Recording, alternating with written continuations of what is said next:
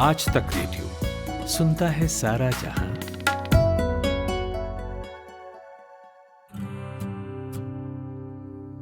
चलिए आपको सुनाता हूं आपकी ही कहानी। शुरू करते हैं नई कहानी का नया सफर।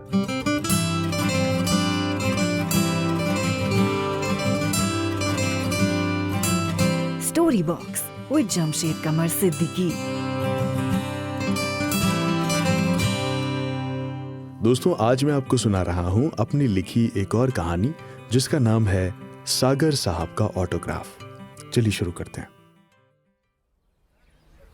मैं उस हरे भरे पार्क के मेन गेट से होता हुआ अंदर पहुंचा ही था कि मेरी नज़र किनारे वाली बेंच पर बैठे एक आदमी और उसके ठीक बगल में बैठी एक छोटी बच्ची पर पड़ी। वो दोनों खामोशी के साथ बैठे थे। बच्ची की गोद में एक किताब थी जिसमें वो पेन से कुछ अंडरलाइन कर रही थी। आदमी यही कोई 45 के आसपास होगा और वो लड़की शायद 10-12 साल की। उसने लाल रंग के रिबन वाली एक आसमानी रंग की फ्रॉक पहनी हुई थी। कोई खास बात तो नहीं थी उन दोनों में। वो पार्क में बैठे सैकड़ों दूसरे लोगों की तरह ही थे, बस उनके चेहरे पर छाई उदासी कुछ अलग से लग रही थी। खैर, मैंने उन्हें नज़रअंदाज किया और पार्क में बनी पगडंडियों पर जॉगिंग करने लगा। इस कस्बे का नाम मखदूमपुर था। मुझे यहाँ आए हुए कुछ हफ्ता भर हुआ था। इससे पहले मैं दिल्ली में रहता था। ये उन दिनों की बात है जब मोबाइल कंपनियां धीरे धीरे कस्बे और गांवों में अपनी पैठ बना रही थी। मैं भी एक मोबाइल सिम कंपनी में काम करता था और कंपनी की सेल बढ़ाने के लिए मुझे इस कस्बे में भेजा गया था।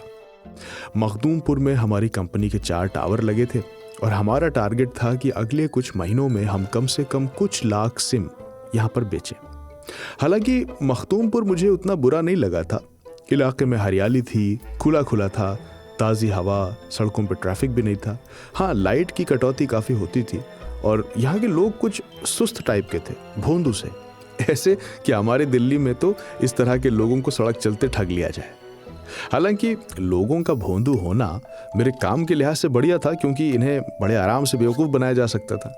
इसलिए मैं खुश था कि चलो टारगेट आराम से अचीव हो जाएगा। अब वो हुआ या नहीं हुआ ये कहानी फिर कभी, पर उस रोज़ क्या हुआ वो सुनिए।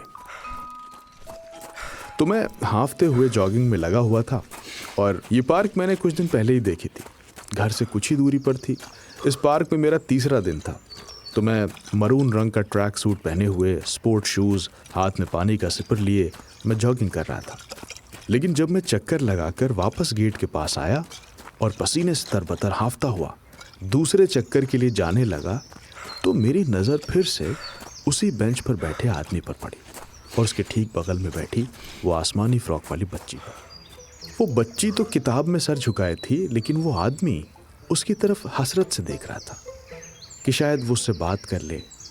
वो शायद उसकी बेटी थी। आदमी बार बार उसकी तरफ देखता, लेकिन कुछ कहते कहते रुक जाता। बच्ची अपने में मगन, उसकी तरफ जरा भी ध्यान नहीं दे रही थी। वो भी उदास सी थी, शायद नाराज। मैं जब एक चक्कर और लगाकर लगभग थकता हुआ फिर से उन दोनों के सामने आया, तो अब की वो आदमी मेरी तरफ देख रहा था। मैंने उसे क्रॉस किया तो वो अपनी सीट से उठा और कुछ तेज कदमों से मेरे पीछे पीछे आने लगा। मैंने जरा सतर्क होकर देखा, फिर नजरअंदाज करते हुए मैं आगे बढ़ने लगा, लेकिन उसने भी चाल तेज कर दी। अब मैं कुछ जरा सा घबराया। ये कौन आदमी है? ये मेरे पीछे क्यों आ रहा है? मैंने सोचा और एक बार पलट कर देखा। वो आदमी मुझे रुकने का इशारा कर रहा था। उसके चेहरे पर बेचारगी थी। हम लोग चलते चलते उस बेंच पर बैठी बच्ची से कुछ दूर तो आ गए थे। मैंने उसका इशारा देखकर रुकने का फैसला किया। मैं रुक गया। वो तेज़ कदमों से मेरे पास आया। अब वो कुछ हाँफने लगा था। फिर अपनी सांस संभालते हुए मेरे सामने खड़ा हुआ और बोला, आप मखदूमपुर में नए हैं शायद? मैंने कहा, जी हाँ, अभी 1 हफ्ता पहले ही आया हूँ। दिल्ली में रहता हूँ मैं। लेकिन बात क्या है? वो बोला, वो असल में आपसे एक मदद चाहता हूँ, प्लीज़। देखिए, आप गलत मत समझिएगा। वो इतना ही बोला था कि मैंने उसे जज कर लिया। कि अब ये कहेगा कि मेरा पर्स खो गया है या मेरे पैसे गिर गए हैं या किसी परेशानी में हूँ, कुछ पैसे दे दीजिए, ये रहा मेरा एड्रेस, मैं अच्छे घर का आदमी हूँ, मैं आपको लौटा दूंगा।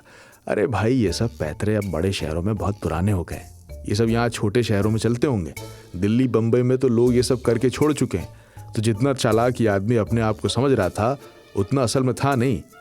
खैर, ये सब मैंने बस सोचा ही और उसकी तरफ देखकर कहा, हाँ हाँ बताइए। उसने मेरी तरफ देखा और बोला, क्या आप मेरा ऑटोग्राफ ले सकते हैं? हैं? ये क्या कह रहा था वो आदमी? ऑटोग्राफ ले सकते हैं? लेकिन क्यों भाई? मैंने पूछा तो वो बोला, देखिए मुझे बस आपसे यही मदद चाहिए।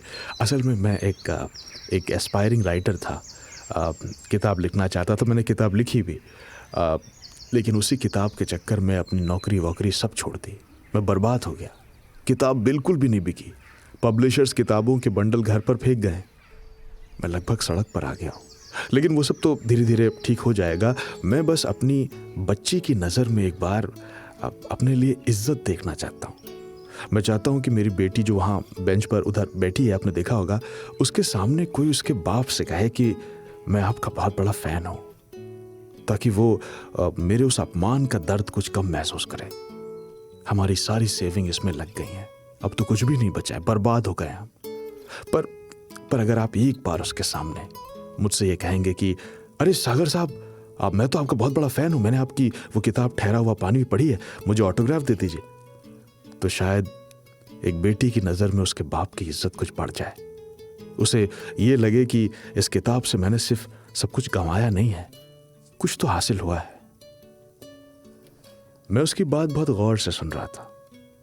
मैंने उसको पूरा ऊपर से नीचे तक देखा। उसने जो बात कही थी वो काफी इमोशनल थी, और फिर इसमें मेरा हर्ज ही क्या था?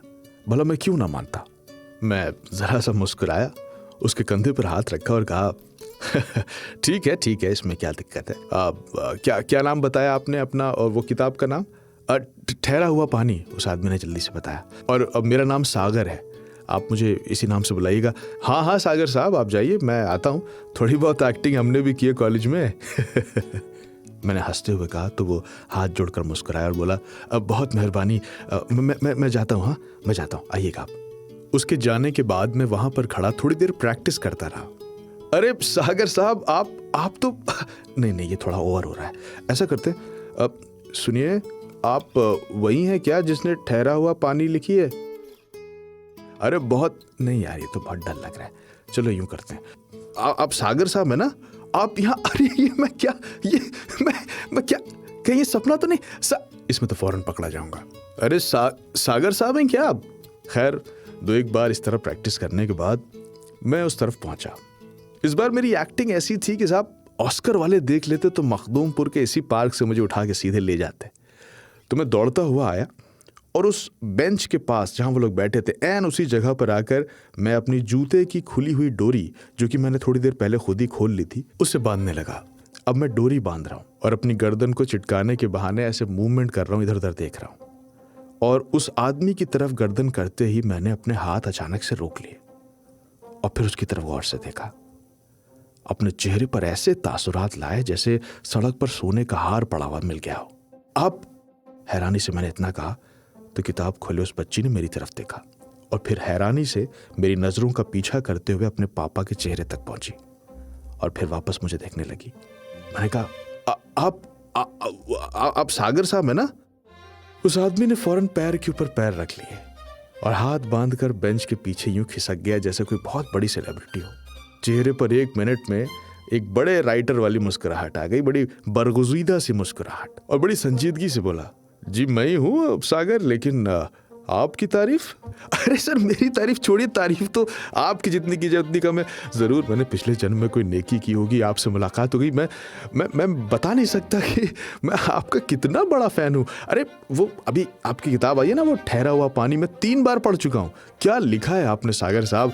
आप अगर बुरा ना माने तो एक ऑटोग्राफ, हाँ मतलब सर प्लीज़। मैंने ये कहते हुए अपनी ट्रैक पैंट की जेब में हाथ डाला और मैं कागज़ ढूंढने लगा। हाथ में एक पर्ची आई जो शायद जब मैं इस मखदूमपुर में आ रहा था तो नाके पर टोल वालों ने रसीद के तौर पर दी थी। मैंने वही पर्ची उस आदमी की तरफ बढ़ा दी। मैं उस पल उस आदमी का चेहरा देख रहा था।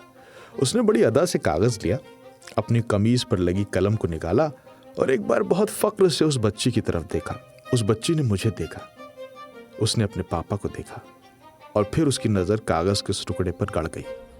मैं पक्के तौर पर जान गया था कि वो बच्ची अपनी खुशी को, अपनी एक्साइटमेंट को छुपा रही थी। सागर साहब ने उस टुकड़े पर कुछ लिखा और कागज मेरी तरफ बढ़ा दिया। उनके चेहरे पर खुशी झूम रही थी। मैंने कागज लिया, जेब में रखा और उनसे हाथ मिलाकर, सर आप कभी मेरे घर आइए, मैं यहीं रहता हूँ पास में, हाँ आइए कभी, और बस यूं ही लिखते रहिए सर, क्या अच्छा दिन रहा आज, आपसे मुलाकात हो गई। इस तरह के जुमले कह के मैं वहां से निकल गया।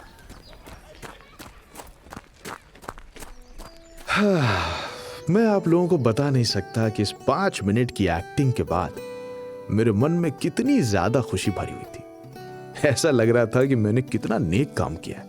उस बच्ची के मन में अपने नाकाम बाप के लिए कुछ इज्जत तो बढ़ी गई होगी। बड़ा अच्छा फील हो रहा था, जैसे कोई अच्छा काम करने के बाद फील होता है। बहरहाल कुछ देर के बाद जॉगिंग खत्म करके मैं पार्क से बाहर निकला तो देखा कि वो आदमी गेट के पास अकेला खड़ा है। शायद वहां पे लगे नल से पानी की बोतल भरने आया था।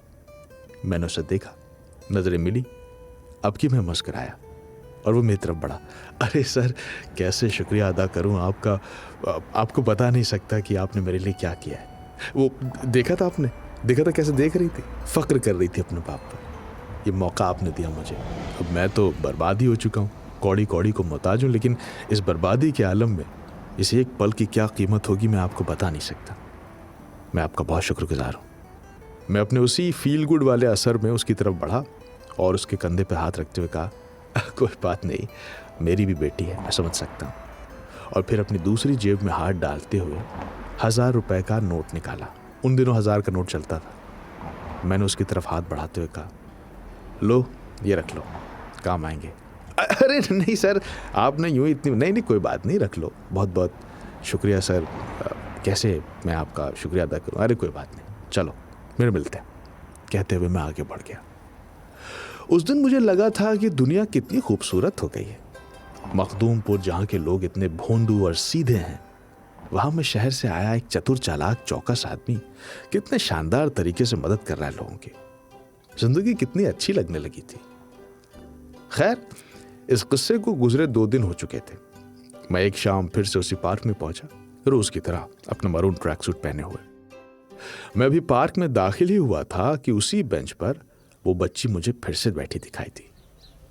लेकिन अजीब बात है कि आज भी उसके चेहरे पर वही भाव थे जो उस दिन थे। कैसी थी ये बच्ची, इसका मन ही नहीं बदलता था, जैसे कुछ हुआ ही नहीं हो। बड़ी जिद्दी टाइप की थी लड़की। उसको पता है कि उस दिन मैंने उसके पापा से बात की थी तो कम से कम एक बार मुस्कुरा सकती थी, लेकिन नहीं मुस्कुराई। खैर, मैंने उस बच्ची की तरफ जरा चिढ़ के देखा और भवें तिरछी करते हुए मैं आगे निकल गया।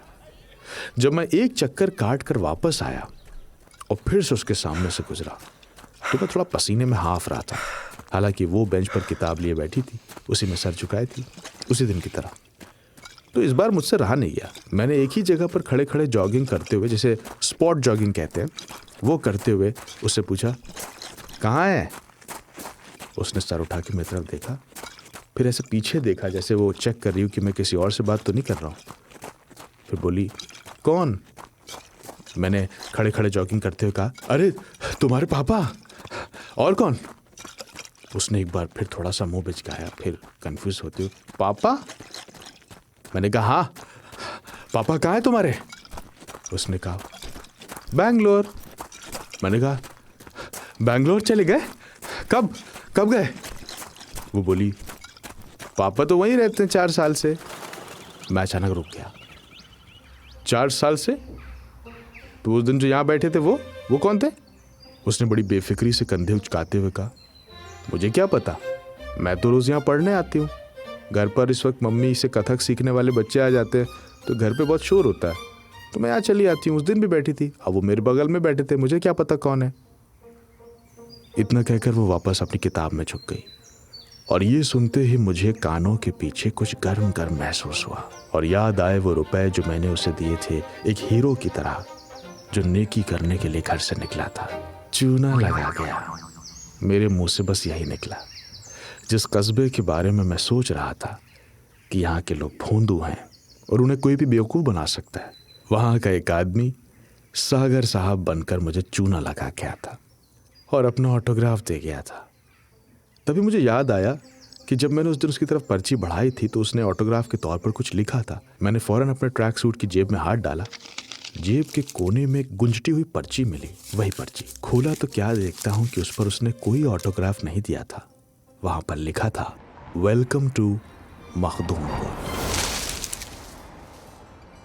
तो दोस्तों, ये थी कहानी सागर साहब का ऑटोग्राफ। उम्मीद है कहानी आपको अच्छी लगी होगी। अगर आप कहानी स्पॉटिफाई पर या एप्पल पॉडकास्ट पे सुन रहे हैं तो आपको हमारा एक काम ये करना है कि फौरन आपको हमारे शो पे क्लिक करना है। आप शो के पेज पर पहुंचेंगे, शो के नाम के नीचे आपको एक स्टार दिखाई देगा। वहां पर आप क्लिक करके हमें जितने भी स्टार देना चाहते हैं वो दें। इससे ये कहानी और लोगों तक जाएगी। इस कहानी का साउंड डिजाइन किया है नितिन रावत ने। अगले इतवार मैं फिर लौटूंगा एक मजेदार कहानी के साथ। मेरा नाम है जमशेद कमर सिद्दीकी। दुआओं में याद रखिएगा।